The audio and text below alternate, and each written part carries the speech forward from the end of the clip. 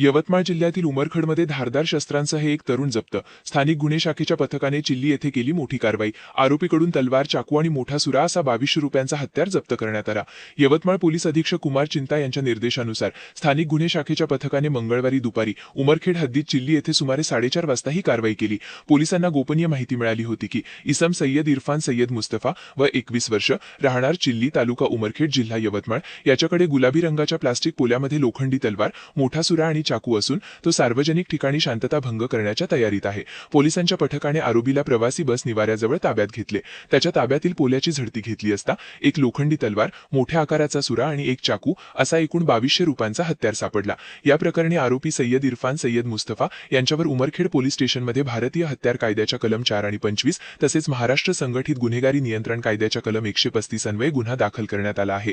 ही कारवाई महाराष्ट्र पोलीस अधीक्षक कुमार चिंता, अपर पोलीस अधीक्षक अशोक थोरात आणि स्थानिक गुन्हे शाखेचे निरीक्षक सतीश चौरे यांच्या मार्गदर्शनाखाली सहाय्यक पोलीस निरीक्षक धीरज बांडे, पोलीस उपनिरीक्षक शरद लोखरे व इतर कर्मचाऱ्यांच्या पथकाने यशस्वीरित्या पार पाडली. पोलीस अधिकाऱ्यांनी सांगितले की जिल्ह्यात अवैध शस्त्रे आणि दहशत निर्माण करणाऱ्या घटनांवर कठोर कारवाई सुरू आहे. नागरिकांनीही अशा संशयित व्यक्तींबाबत तात्काळ पोलिसांना माहिती द्यावी.